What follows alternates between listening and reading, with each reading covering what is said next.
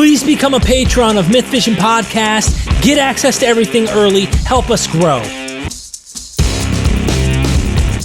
We are MythVision. Welcome back to MythVision Podcast. Your host, Derek Lambert. Ladies and gentlemen, we are talking to Bryce Blankenagle, the host of Naked Mormonism Podcast. Go down in the description. Check out his Patreon. The guy knows too much about Mormonism, just too much. And we also have David Fitzgerald, author of The Complete Heretic's Guide to Western Religion, The Mormons. Make sure you go down in the description, get the book, check out his Patreon, help these guys out. I'm getting right into this, boys. There's no reason. We are 25 episodes in, and we only thought we were going to do 12. So At most. At most. And so we want to keep moving. We just dealt with the Mormon king and just strange splinter sects that have came out of this. There have been questions already from people who've been watching. We will have a Q&A coming soon. Get your questions together. Please email me your questions. You can also write me on my Patreon. Of course, I collect those, and I'll make sure that we have a Q&A where we go into your questions. We'll do a live at some point. So take us off from here, Bryce. This is going to be interesting. I don't know where we're heading, but this is going to be interesting. Right. Well, we got to get the Mormons out to Utah, right? How did that happen? And there are a few events that had transpired in Nauvoo that caused the Mormons, the Mormon leadership, at the Brigham Young at the head of it, to be like, all right, what are we doing? Where the hell are we going? We got to figure out what's going on. So in 1845, at the end of 1845, the state of Illinois passed repealed the Nauvoo City Charter.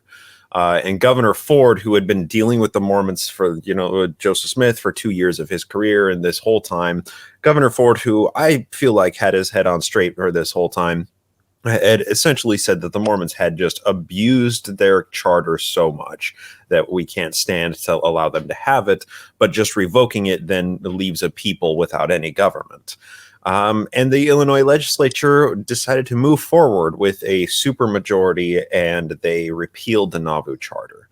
And what that essentially meant was hey, you don't have a government here. You don't have a Nauvoo Legion. You don't have any military force that's approved of by the state. You don't have anything here, and there's nothing for you here. So why don't you just leave? So Brigham Young, in this, he, in August of 1844, he made that speech that, people have called his transfiguration, where he was talking like Joseph Smith. People said he even looked like Joseph Smith. Those are apocryphal stories. But it's interesting how many people who weren't eyewitnesses there also repeat those stories as if they were eyewitnesses. Yeah. It's remarkable. It really is remarkable. Yeah. It's propaganda that was created 20 years after the fact, and it survives strong to this day. And people today will even be like, my ancestor saw Brigham Young's face transfigure. I've heard that in my family. So Brigham Young here, he is grabbing as much power as he possibly can. And all of these rival dudes are grabbing as much power and people and property as they possibly can. But Brigham Young kind of had the benefit of being one of the executors of the church in the high church functions.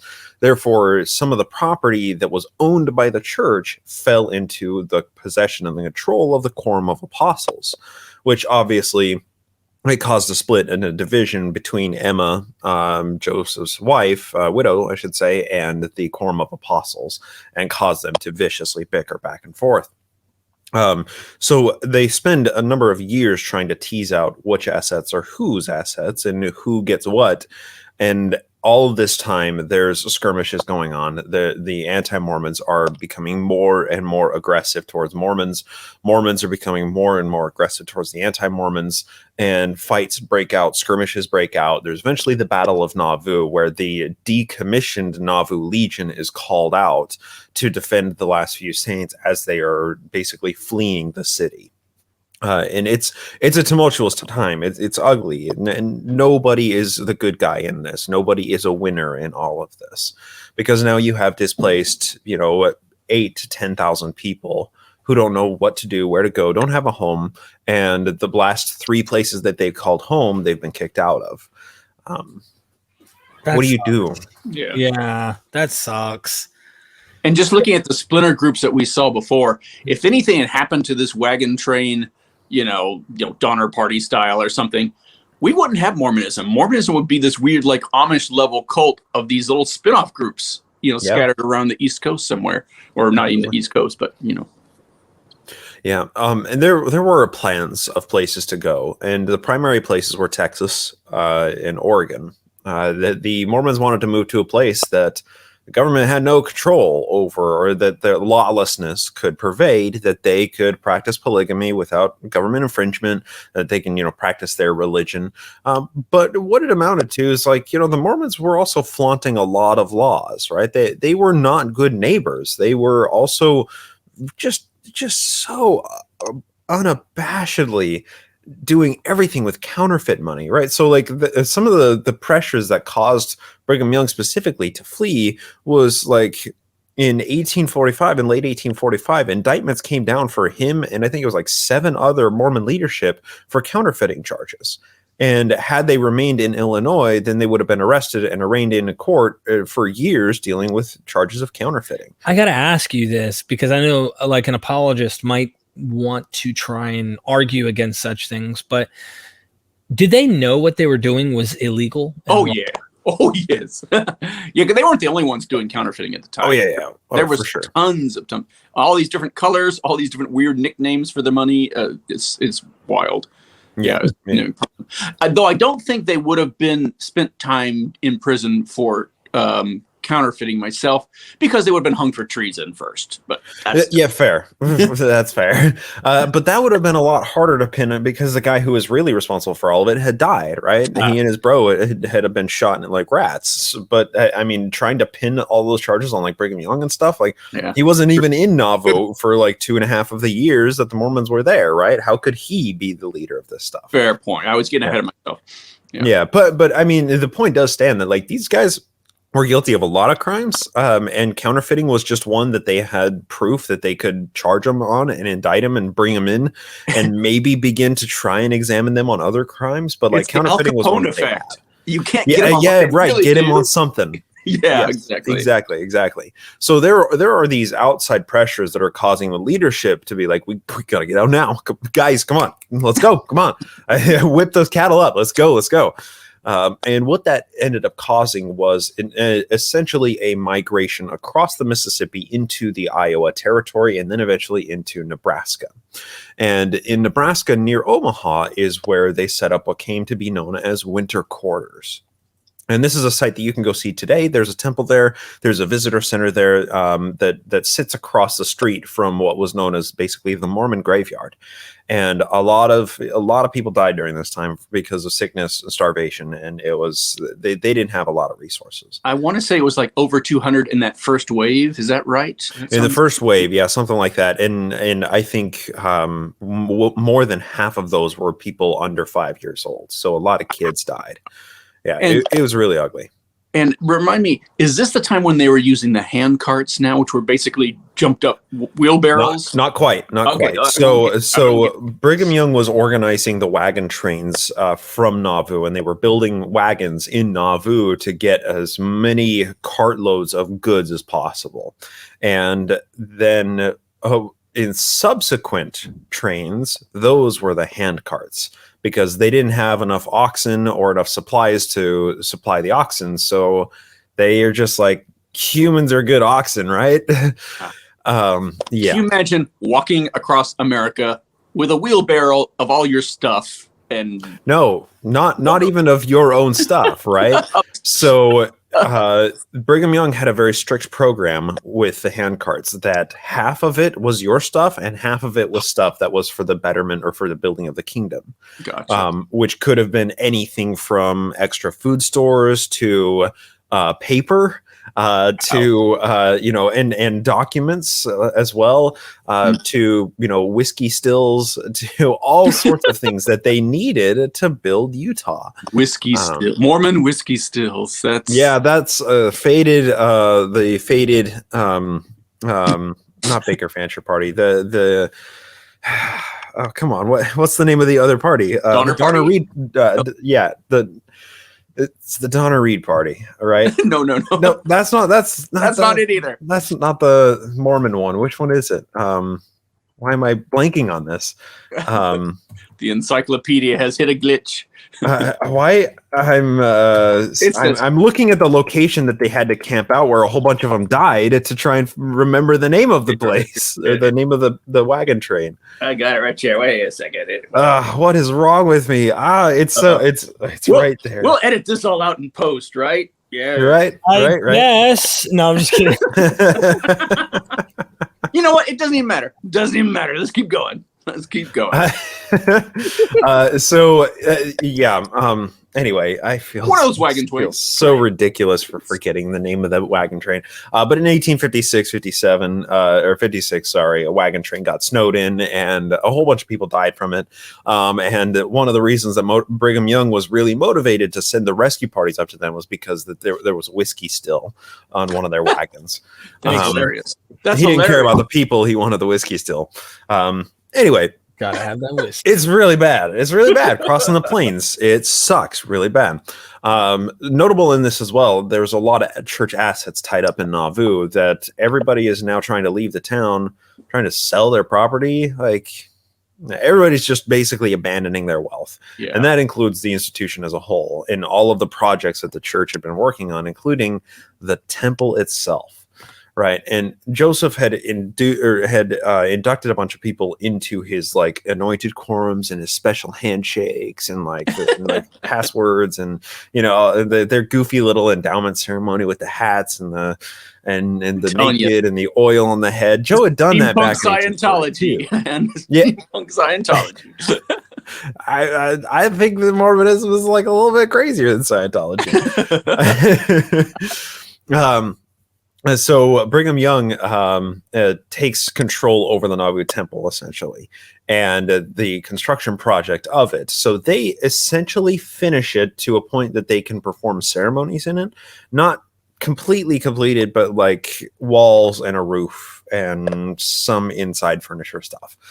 And they start doing these ceremonies of sealings beginning in late 1845. It was completed in, I think, September of 1845 or October. And then they just did sealings all the way into like February and March of 1846. And during that time, the program was you go get your wagon, you fill it up with your shit, then you go get your sealings done at the temple and you are out of here. You're headed across the plains. And that was the program. And thousands of Mormons went through this. Just a churning system to get as many people like inculcated into this system of beliefs, swearing oaths of death and fealty should they reveal any of the secrets, and then all of them moving out. Yeah. And he's not kidding about the oaths of death. It's like, cut your throat, rip out your bowels, and those were up included in the ceremony up until like the 70s or so. 1990. 1990. Yeah. 1990. Can you believe that?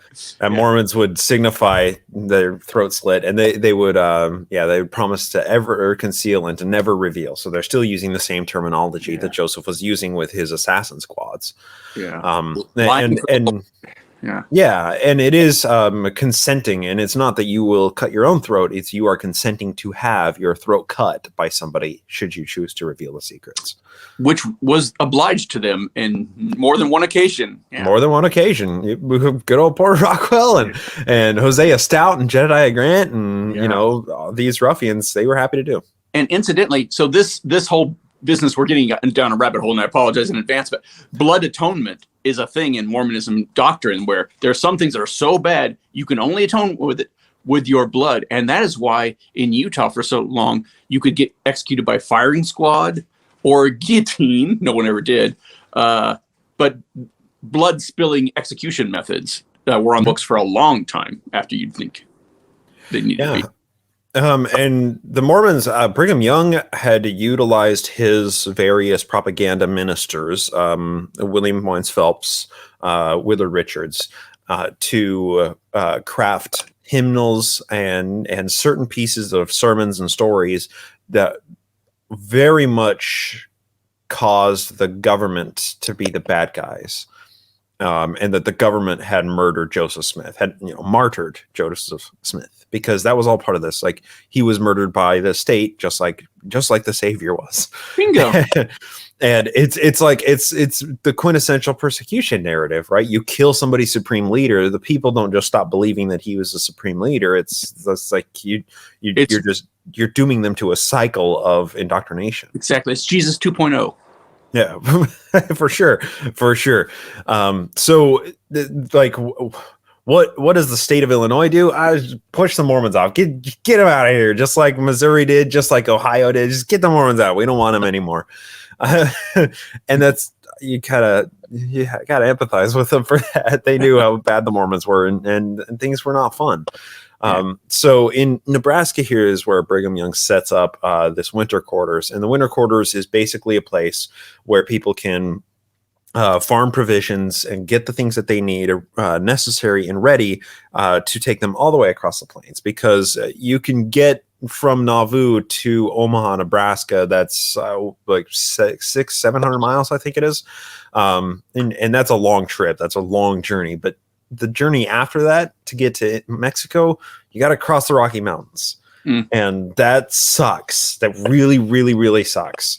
And you got to find the ways through the Rocky Mountains, and then you got to decide where you're going after you cross the Rocky Mountains, because even after the Rocky Mountains, it's the desert. It's all friggin' desert out there. None of the Europeans wanted to live there. And the Mormons were like, nobody wants to live there? We'll take you up on that. We'll have to exterminate and murder a whole bunch of Native Americans that are already living there? Nah, Yeah, make an omelet. Yeah. That's right. Yeah, and they begin. 1847 was the initial wagon train that Brigham Young led out of Omaha, Nebraska, across the Rocky Mountains and into Mexico. And upon his arrival, Brigham Young was, we've played Oregon Trail, right? He was nearly dead from dysentery. Yeah. He and a couple of the other leaders were in really bad shape, and they were being brought along in the back of wagons. And then there's, this triumphant thing that Brigham Young is in Mormon lore, as they descend down Parley's Canyon in Utah. Brigham Young comes over the hill and he sees the Great Salt Lake in front of him, and he says, "This is the place." And he plants his staff. And there's actually a monument built to this. Derek, if you want to share my screen really quick, you can see the monument that stands today. Oh, wow. This is it. And if you notice, there's, all of these settlers all around here. And we just went for a trip. We have Brigham Young and his boys, Parley Pratt and Heber Kimball on his either side here. These dapper looking folks here. Anyway, so you get the idea. He plants his staff. He says, "This is the place." The Mormons build a monument. And still there? Can you hear me? Yeah, we can hear you. Yeah. And the Mormons begin settling this area, and this area is not great. It is not a great place to settle. For anybody. It required religious fanatics who believe it's their promised land. Got unplugged. To make it happen. I'm not going to pretend anymore like this isn't happening. I can't do it anymore. I'm sorry. I can't do it. What the fuck, man? Can you hear us? Oh, man. You can't hear us? Nothing? Bro, let me write some of this down. Hold on. This is just too much. You guys are cracking me up. Go ahead. Back out and come back in. Back out and come back in. Back out, come back in. Yeah. Maybe. But he's still on. How did... I don't think he backed out. I think he hit the he did not back out. Here we go. I'm back. Okay. Freaking dog. Oh, that was outrageous. Sorry about that. 19 So we can edit all that out in post, right? But Derek, yeah. I think the laugh might be worth it. Like right after, like it's just you didn't know what was going on. Yeah. So Okay. Yeah. So you were saying this is the place, and here we are. We see the statue, and David was so in awe of what just happened with the prophet and the Mormons. He dropped his phone. No, it's worse than that. There was this pillar of light. I mean, fire. I mean, light that hit me, and then the sound of trumpets, and then and then it muted this is you. my beloved Bryce Blankenagle. Hear him. And it literally, rather than scales over your eyes, it was over your ears, and you couldn't hear us. It was bad. That's right. It was bad. Scared the cats and the dogs too. Yep. So what happens after that? It seems like they're at Salt Lake City now. They're about to establish something. This place is a ghost town at this time. Nobody's there. This is pure ass nothingness, wilderness like. There are some native settlements, very small. A few of the settlements are tribes are nomadic, so they are settled in the areas. But there are some Native Americans out here. It's not a complete wasteland. Well, they don't count though, Bryce. They don't count. Right. It's horrible.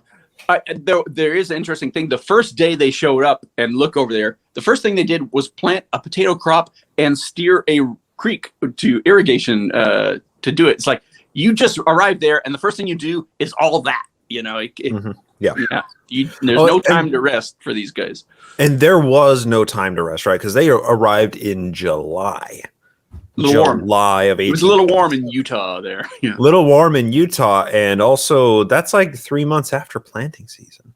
Right, the Mormons, the Overland Trail, and there are a number of iconic diaries and journals that people kept during the Overland Trail. I'm thinking specifically of William Clayton and Eliza R. Snow. They kept Overland Trail journals, and these are not just like good Mormon accounts. These are good accounts of Western American history that are often utilized in academic papers and texts that are not related to Mormon history specifically, because the Mormon migration is representative and as a microcosm of a lot of the migrations that were making their way. So needless to say, it was ugly. It was bad. It was a really, really ugly time to be a Mormon. And Brigham Young, of course, is a slave driver in all of these. And I say that, figuratively as well as literally. I mean, these people were his slaves. They were here to build his kingdom for him.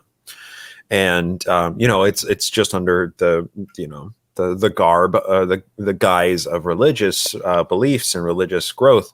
But Brigham Young was no idiot, and he had also read the letter correspondences that had been happening with Lyman White and Stephen Douglas in Washington, D.C., talking about how the legislature at the time basically wanted somebody to go out and settle that area. They just didn't want to pass a resolution to do it because they would be wagering too much political capital to do it. But if somebody did happen to go out and settle Oregon, and when I say settle, that means you kill all the natives, you put up your homes and your white picket fences and put in crops, and you're good. The legislature wanted somebody to settle, but they didn't want to tell somebody to go settle because, well, they're on the hook for it. Yeah, they're on the hook. And what it amounts to is another trail of tears, right? Like Andrew Jackson was famously unpopular for his treatment of the Native Americans, even at a time when the treatment of Native Americans was publicly very, very poor.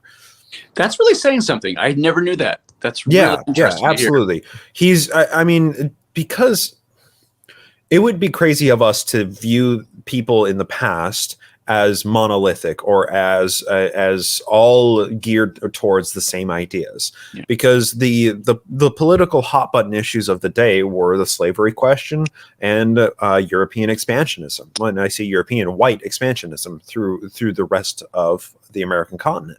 And what the expansionism requires is murdering natives, pushing them to reservations, murdering them, massacring them in huge numbers. It requires a lot of really ugly things. And there were a lot of people who were very sympathetic to Native Americans. A lot of people who, especially had come from northern states where they lived adjacent to some native reservations, where they had what they considered civilized natives living nearby, who were natives who worked jobs and, did the European way of life and were Christians. They had natives who were neighbors and stuff. Joseph Smith had a neighbor. I was just going to say, Joseph Smith was one of those very people. Yeah. Yeah. Louis Dena was one of his neighbors. Right. So people were like, a lot of people were sympathetic, but the way the natives were treated was represented by Western expansionism. And that was the buzzword, is expansion. And a lot of people were sad about the way that the government was treating natives. It just required some white nationalists, white supremacists like the Mormons, to go out to the area and settle it for the legislature to be like, yeah, we didn't approve of it, but now that they're there, right? Oh, well, what do we do? What do we do? Right? And it's also a slave territory, technically north of the Mason-Dixon line. What do you do? What do you do? The Mormons like their slaves. So yeah, and slavery was alive, well, and thriving. Very little of it was actually African slave. It was almost all Native American slavery. Interesting. A lot of Native American slavery, and of course the numbers are impossible to get, impossible to nail down.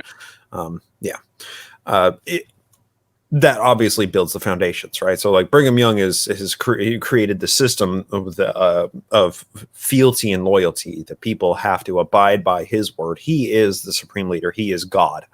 And he's already, he's operating as president of the church, and eventually he is basically nominated as president of the church. And they get out to Utah, right? And they want this to be part of the United States, but they also want it to be a sovereign territory. They don't want it to be a state. They also don't want it to be part of Mexico, because they want United States funding. They want U.S. government money, baby. Exactly. And I think that was the biggest thing that kept them from creating the Kingdom of Deseret, isn't it? Is that they needed the U.S. money. They really couldn't be an island, an oasis of theocracy That's certainly right. I'm going to share a picture here, because this is going to hopefully contextualize a bit of what the project actually was. And of course, I'm going to pull it up on Wikipedia. There we go. So now we can actually see this thing. And for our non-American viewers, this may be a little bit hard to visualize, but what we have right here is the scope and vastness of the Mormon settlements. Wow. Right? So this here, this is Idaho or Wyoming. Here's Idaho. Here's Colorado. Here's all of Utah, right? So the Mormons come across and drop down into Utah, and they begin settling all along the banks of the Great Salt Lake. And immediately, Brigham Young organizes multiple groups of large wagon trains with captains of 200 and of 50 and of 100 to go out to all of the outlying settlements and settle them all over here. Wow. Yeah, Las Vegas was a Mormon town, right? All of Nevada was all Mormons, all the way down into LA and down to the Mexico border. This was all settled by Mormons, all up into Utah. Now, this is what was proposed as the nation of Deseret, right? And the Mormons wanted that swath of land. Brigham Young wanted to control that swath of land as his sovereign theocracy, essentially, but still within the boundaries of the United States government, because the United States government money is really good. It's real nice, and you get payouts from them. The war, the Mexican-American War happened, and the federal government actually asked the Mormons for a battalion to send down to help with the fight. The Mormon sent a few hundred dudes. It's known as the Mormon Battalion, and they went to fight in the Mexican-American War to establish the border of Mexico and Texas and New Mexico and Arizona. The Mormons didn't actually fight. They like built a road or something, and then the war was over and they went home. But so there is the Mormon Battalion in all of this, and that's 1847 that this happens. And then 1849, the treaty is signed, and Utah is created as a territory. And it is huge, right? So the Utah territory is present day Utah, part of Colorado, Nevada, and New Mexico. So it's Arizona, a huge chunk, and Arizona. Yeah, sorry, Arizona. So it's this huge chunk of land, and this is Utah territory. It wouldn't be until the 1860s and 70s, that they started carving chunks out of it to become Arizona, to become New Mexico, to become Nevada. But this territory was massive, absolutely massive. And this was Brigham Young's kingdom, right? This was his thing. This was his place. And he's sending Mormons everywhere to settle. That, of course, gets a little bit ahead of the story, because settling this area sucked. It sucked. Yeah. It was bad. The Mormons were starved for resources. And the only thing that saved the Mormons from basically all dying out from starvation here is the gold rush. The gold rush hit, and suddenly tens of thousands of migrants are crossing the plains headed to California. It's weird to think that before that whole territory was basically Mad Max and Little House on the Prairie drag. Yeah, there wasn't much out there. It was lots of desert territory. It's called the Great Salt Lake, so it's not real habitable. There's a lot of territory here, a lot of land here that's considered uninhabitable by European settlers. It's been inhabited for 15,000 years, but the white people are getting out there and like, oh, this it's too dry, it's too hot, it's too whatever. Oh, my potatoes aren't growing. Oh, let's send people down into St. George area and have them plant and farm cotton.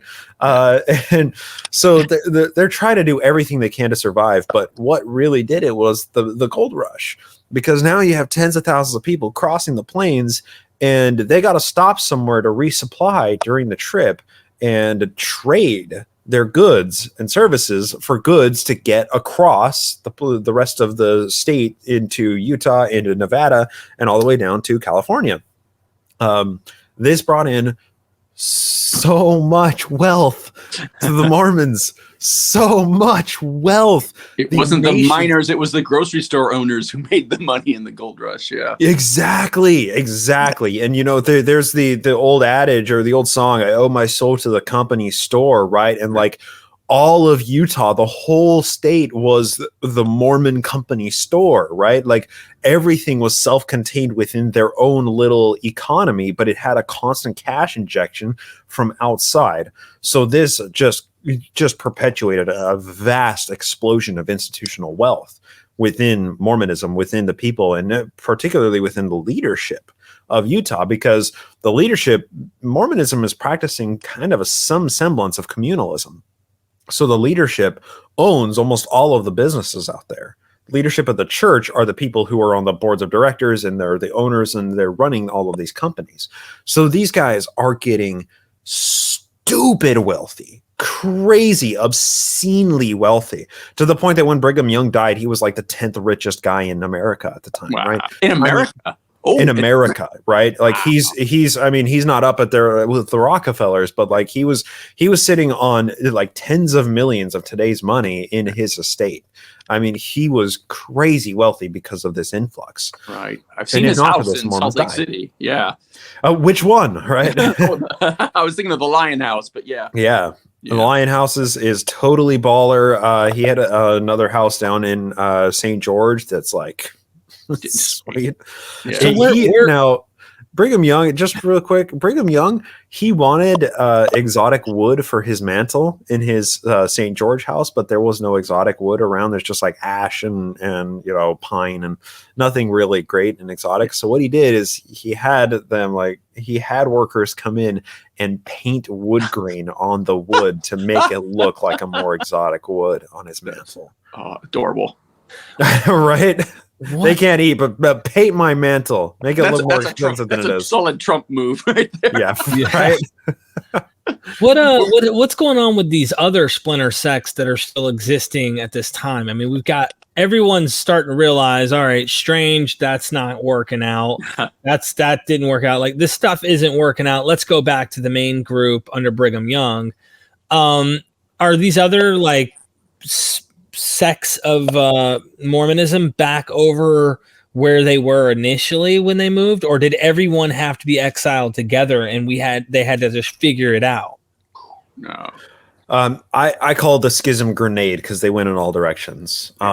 Right. So like from winter quarters, we have main factions that split off west from winter quarters. Right. So we have the Brighamites going to Mexico, that would be Utah. We have the Whiteites going down to Texas. We have the Cutlerites who break off from there and basically remain in the area, or they head a little bit north into the Dakotas and stuff. And that's all of the groups that just came out of Brigham Young's leadership that moved to winter quarters. But there's also a big chunk of the Mormons, including Emma herself with her son, Joseph III, who are remaining in Nauvoo, who are basically staying in a land sort of illegally. There was no Mormon expulsion order in Illinois the way there was in Missouri. They were just living in a city that wasn't a city anymore, but they still had all their assets. A lot of the Mormons had left, so land values were nothing there. The Mormons had kind of scattered all around Illinois, Pennsylvania. There's still a bunch of Mormons in Kirtland, Ohio at this time. Strang was headed up to Wisconsin. So it's just a big mess. It's a big chaotic mess. And these are all of these events are happening simultaneously. Yeah. And none of them are going to be on the radar to much any extent for a long time. Not really. Yeah. And it is notable too that Brigham Young explicitly set up Utah to be the theocracy that Joseph III would lead once he assumed the mantle of prophet. And there was some infighting going on between Joseph III and Brigham Young as he was getting older. That Joseph III actually made multiple trips out to Utah and Nevada, California, meeting with various Mormons out there, A, to kind of poach them, to try and get members to join his reorganization, and B, just to kind of get a general sentiment for the kind of religion that people wanted. What a fun cat and mouse game that must have been with Brigham and Joseph III. No, it's not quite time for us to hand over the reins of power to you, Joseph. Right? Almost. Yeah, but of course, once again, polygamy was a sticking issue, right? Yeah. Joseph III had been taught his entire life by his mother that Joseph never practiced polygamy. Because Emma was smart enough to see the damage that polygamy had caused, and she knew what was going on in Utah as well with Brigham Young. She didn't want her son doing that same shit. So she taught him that Joseph never practiced polygamy. It was all an invention of Brigham Young and John Bennett. And that was the RLDS perspective until about the 1960s. Wow. That anti-polygamy motif stuck with them for over a century. I think it's funny how the very sect of Mormonism, which is a descendant of Joseph Smith, is saying no, and then everyone else is saying yes, and then everyone else says no, and all of a sudden they're like yes. You know what I'm saying? Like, what? The irony is so thick you would cut it with a knife. Yeah. And it's spectacularly funny because Mormons are openly practicing polygamy while Joseph III is like creating his government or creating his religion. And there are a number of letters that Joseph III had to send to dignitaries, to people in Europe who were investigating the church and were, the Mormon missionaries came knocking, and they had to send a letter to Joseph III. And he's like, no, those are the wrong Mormons. We're the non-polygamy Mormons. He even had to send a letter to one of the presidents being like, no, that's the Utah Mormons. I'm the Illinois Mormons. Oh, that must have been so annoying. Yeah. And it's of course led a lot by Emma and then by Brigham. And these two, they hated each other so bad. And that created the institutional tension between them that only actually ever resolved once again in the 1960s and 70s, because historians were like, hey, can I come look in your archives from one church? And from the other church, they're like, yeah, come here. Here's this cool letter you might be interested in. And Leonard Arrington and Dick Howard, the historians for the RLDS church and the LDS church, forged a relationship together, and now the institutions are actually pretty friendly. But up until the 1970s, they were at each other's throats, and it played out in legal battles and in poaching members from each other, and it was kind of an ugly history between the two. That's wild. The thing that always fascinates me about the church archives is like every major bombshell that's affected Mormonism in the last 50 years has come from some true blue believing Mormon grad student or what have you, going to a library in all honesty and looking for something to help his doctoral thesis, his or her. And they accidentally let something out that should never have gotten out. And you can that's happened again and again and again. Yeah. And well, and all of that is to say that I commend the modern church today because they've done the Joseph Smith Papers Project, which is a digitization of many of the early Mormon documents. It's just a span of Joseph's life. There have obviously been whisperings and rumors that they would do the Brigham Young Papers Project, which would be massive. I mean, it'd be a multiple decade long project. And you can also request documents if you know that a certain document exists and you can't find it on their online catalog. You can request it and say, "Hey, can you publish this? Can you put this up online?" And they will, more often than not, they will publish a high resolution image of that document along with the transcription. That's right. Really so, like the church today has made some really good strides to help historians. Absolutely none of that is helping the lay membership become more conversant with Mormon history. So, Mormons are still caught off guard when they hear that the Book of Abraham is false. But it does help historians a lot. I use Joseph Smith Papers Project almost every day. It's funny in my book, I talk about what's called chapel Mormons and internet Mormons. Bingo. And there's this divide going on within the Mormon church now of, the ones who just go to church and believe, and the ones who actively engage in apologetics and counter apologetics.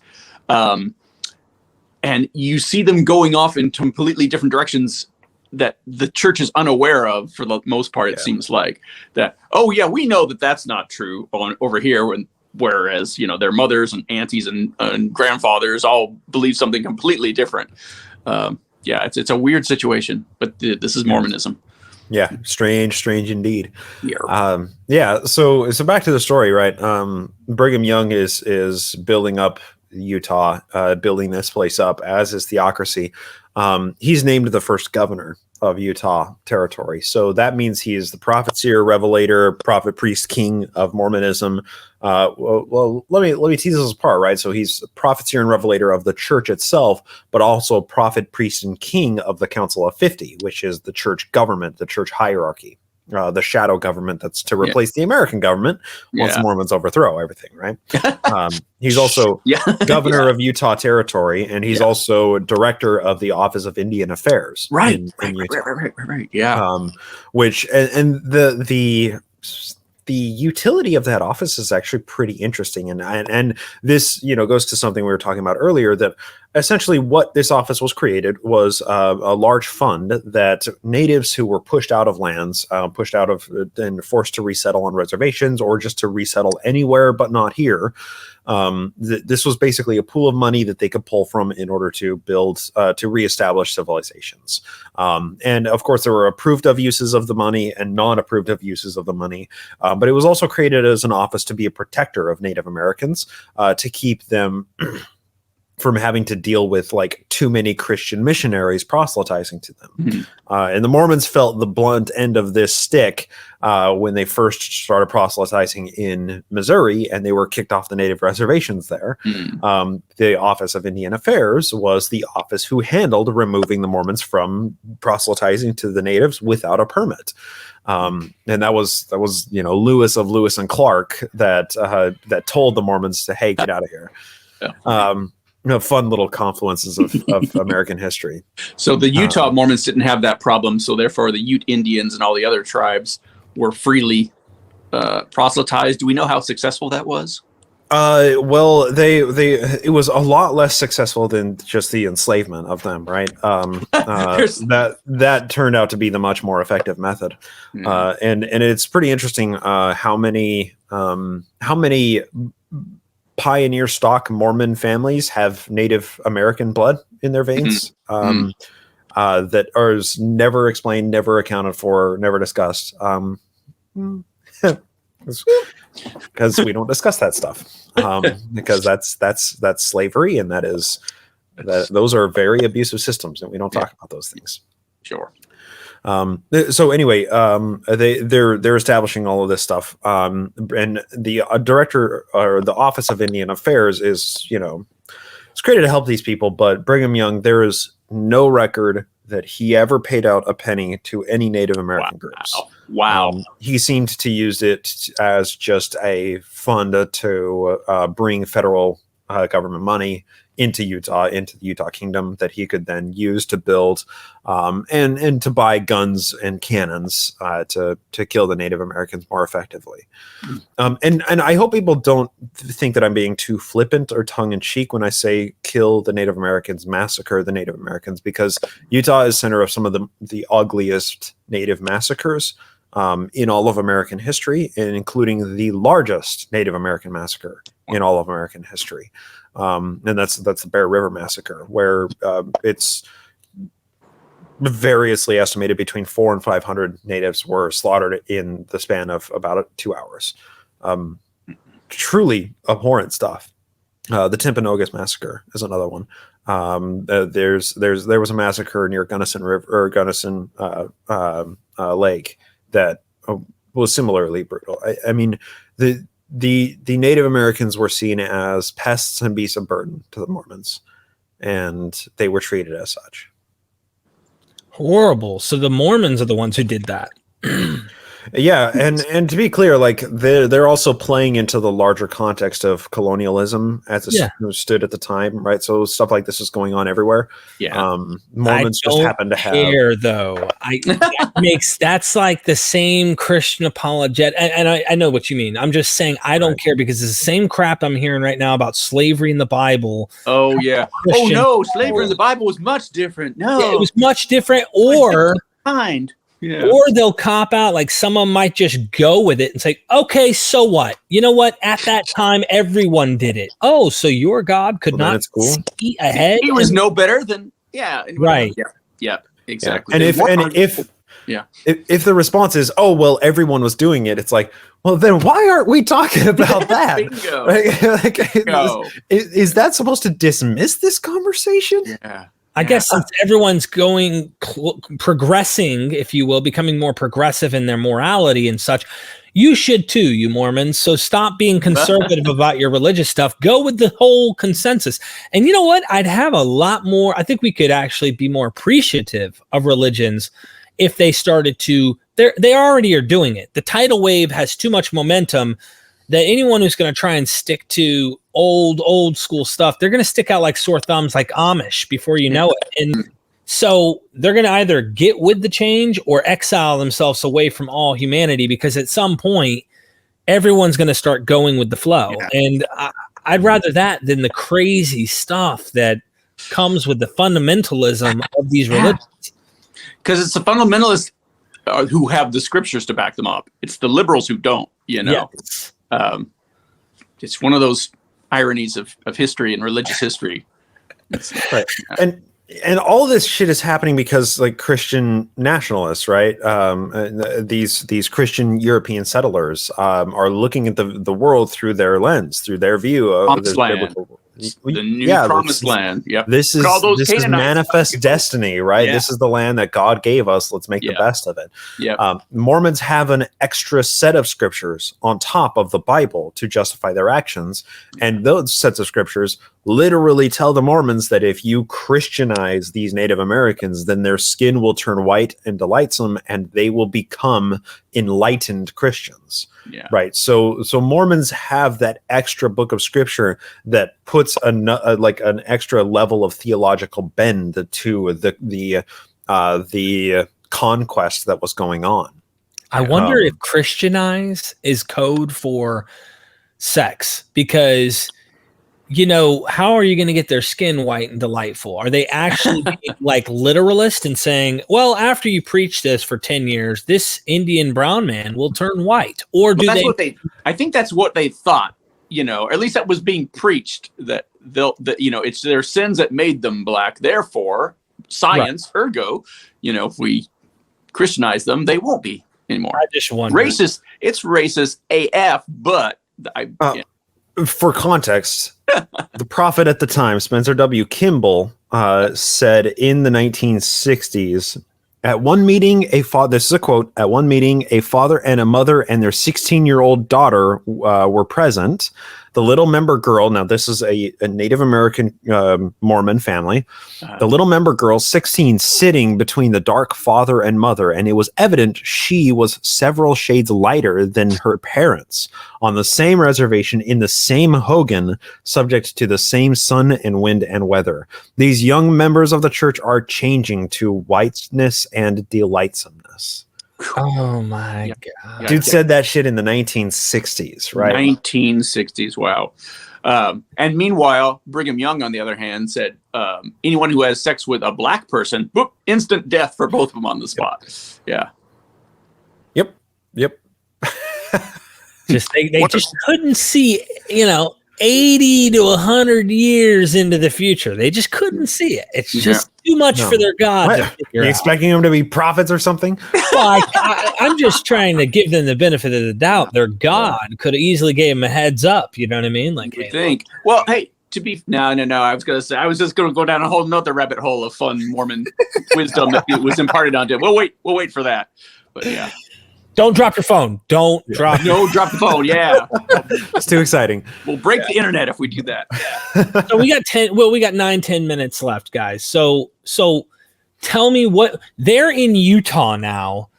And they're taking over. I mean, they really are, and thanks to the gold rush and all that. So what's going on? Tell me what's exciting that's happening here? They do have some interesting, exciting / horrifying episodes still to come in the Utah. Not to give away too many spoilers, but there's some really heinous things that are going to be happening in the years to come. Yeah. Well, and also, like, as they're expanding, they're encountering all sorts of things. And one of these is Chief Wakara, who is doing his best to try and band together some of the Native American groups to oppose Brigham Young's expansionism. And Wakara and Brigham Young had a very on-again, off-again relationship during their leadership. But eventually, Wakara's men are all killed, and Wakara himself is killed. And Mormons are still searching to this day to find his grave. But Wakara was this native chief who was able to federate together some of the loosely banded together Paiute groups of natives and try and put up a codified resistance against the Mormons. And did so very unsuccessfully. And a lot of that came because the Mormons were raiding and pillaging the native settlements. They were selling them flour that had glass broken up and mixed into it, the poisoning wells and salting the ground. The Mormons were, I mean, they were doing the typical colonialist tactics to slowly wear down these people, and through sickness and starvation eventually kill them, or make them too weak to fight back when you do want to just rush in there with guns. Yeah. And the Mormons are very successful at doing this. Yeah. And it's astounding the level of cynicism, is that even the right word? That this is a church. This is a church who are actively killing Indians this way. Just like every other Christian group in the country that's skin is whiter than a grocery bag. Yeah. And that they have the theological justification, right? These are Lamanites who refuse to convert to Christianity. They refuse to take on the blessings of God and allow their skin to become white. Yeah. Therefore, it's better to just send them to judgment. It's Canaanites and Philistines all over again. Yep. Jeez. These bad people are in our promised land. Why would they do that? Yeah. Yeah. But obviously the biggest problem that was going on wasn't the murdering of thousands of natives. It wasn't the aggressive expansionism and the controlling of markets, and the possible RICO charges that could be brought on all of these guys, because it's a massive organized crime syndicate. All of these things aren't any legal problems for the Mormons. None of these things are causing the government to step up and say, hey, you can't do that. Bad Mormons. Yeah. Polygamy was, actually, of all things. They were practicing polygamy secretly for the first almost half decade that the Mormons got out to Mexico and became Utah. 1852 was finally when Brigham Young was like, all right, Parley Pratt, get up on the stand and tell them we're doing polygamy. And it was announced publicly in 1852 that we are a polygamous sect. And from that point forward, they openly and unabashedly said, we are polygamists. And people freaked out. Lost their minds. So murdering people, conquest, and genocide, that's all part of doing business. Organized crime, counterfeiting, totally cool. But you want 2 wives? What? Get that out of here. Yeah. They lost hundreds of their European converts. I think 1776 just left immediately when they heard that news. Probably not 17. But 1876 maybe. Sorry. I know the number of characters. Okay. Like in a day or something, they lost that in a week or something.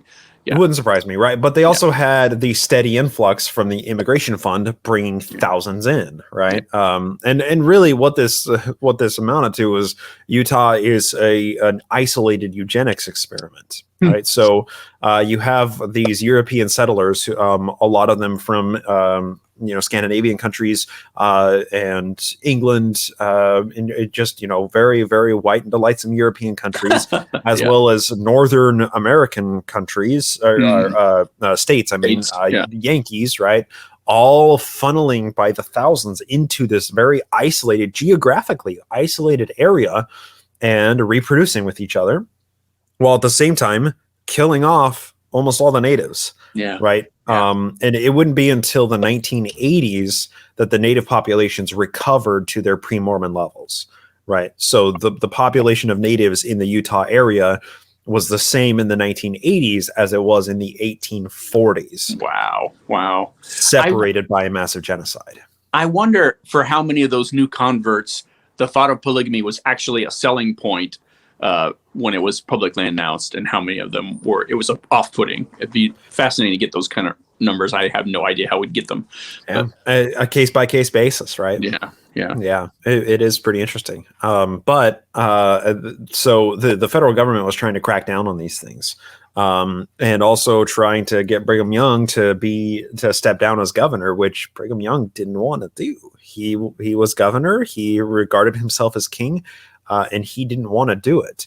But President Buchanan at the time was like, "No, you gotta step down, Governor. You get your 8 years, and then you give it to somebody else.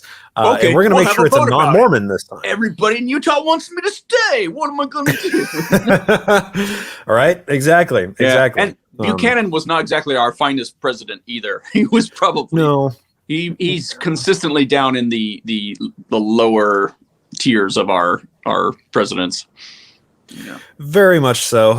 And this comes to, what we could discuss. I don't think we'll have time to, is this becomes to be known as Buchanan's blunder, trying to unseat Brigham Young and bring in a non-Mormon governor of the territory. It's just a huge mess. This is also happening during the Reformation era. Brigham Young's response to government pressure was to retrench the Mormons. And this became the retrenchment in the Reformation era.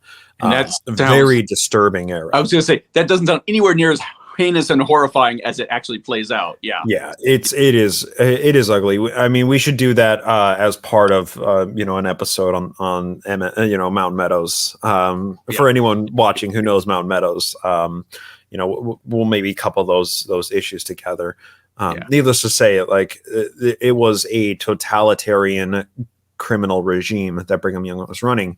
And the government tried successively to pass more and more bills that would outlaw the practice of polygamy. They were called, bigamy laws or cohabitation laws, various laws that the federal government was passing to make it completely illegal. But Utah territory just kept on persisting, kept on continuing to practice. They said, okay, you don't want us to practice. It's illegal to practice polygamy. Come and make us. Our society is built on this. Come and change it. Are you going to rip that woman and her 3 kids away from her, family and her 5 sister wives and husband? Are you seriously going to do that to us? And they're still practicing it today. Shh. Very much so. Yep. It's fun. It's fun. But luckily for the Mormons, the Civil War broke out and the government forgot about the Mormons for like a couple decades. And meanwhile, Brigham Young's back west eating his popcorn watching the North and South attack each other and thinking, Yep. Do a little heel click. Oh, I can't wait for them all to be in rubble. That much easier to conquer. Yep. Oh my gosh. Dude, this is going to be good. This is going to be good. I'm super excited. I'm glad that we're not just cutting this show short and saying, we're going to go ahead and go to Q&A. Like, this is giving a good historical analysis, not only of Joseph Smith and prior to his coming. We went out of the burned over districts and all that good stuff leading up to this nutcase of a religion. Don't feel bad. I practiced nutcase versions of Christianity. So haven't we all? Yeah. I might be a nutcase still. So, but I love that we're still doing this and we've got more time that we can continue doing this. Get your questions, ready, of course. And please go join their Patreons down in the description. You can join right now. Bryce's is free. David wants a shekel or two in order for you to join. That's okay. I'm the same way. I don't have free options right now. Yeah. It's okay. I mean, we're beggars. We're literally beggars. Please. Mine won't always be free. So it is right now, but it won't always be. Yeah. Well, look, I ask you guys to like this, go down, support them. Let us know if you have ideas, questions, and things like that for when we get towards Q&A. We might have to do a couple Q&A shows, guys, because there's a lot of people who have lots of questions and ideas and stuff. And we're happy to do that. And hey, if you like the show, buy us a cup of coffee. That's all we're asking. Exactly. Do the Mormon thing and give us some coffee. There you go. Or let us borrow a wife. Okay. Very delightsome only. Only there. I don't want any part of this anymore. No more. Anything you have. Don't worry. No more. I don't like it. No, but seriously, Bryce, what are we looking forward to? I mean, and then we'll close out. Yeah, I think we're going to be doing an episode on Mountain Meadows and the Mormon Reformation era and the transitions of power. And then I think just maybe one episode to kind of just like bring everything into the modern day of the Utah Church and just do a whole overview of a century of history there and how Mormonism came to be the wealthiest and most politically powerful religion in America, probably in the world. And when I say wealthiest, they're wealthier than any living human being right now. Yeah. And so that, and then we got to do a live stream Q&A. Like after all of these air, we'll sit down, have the comment section going crazy. I want to sit down and you know what? Everybody on Netflix who's watching Murder Among the Mormons, we got to do a show on that too, because that fascinates me. That fascinates me. I just started watching the show. This show is so good. It's done by the same director of Napoleon Dynamite, Jared Hess, who as well as An Honest Liar, if you've seen that documentary. That director as well. It's genius. I like that. Yeah. So at least 3-4 more episodes and then a Q&A. That's all. Maybe no big deal. Episode 49.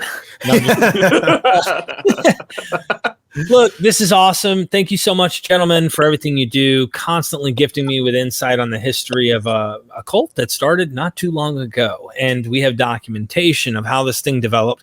I really appreciate that. And all your questions, ladies and gentlemen, like the video and never, ever, ever, ever forget, we are MythVision.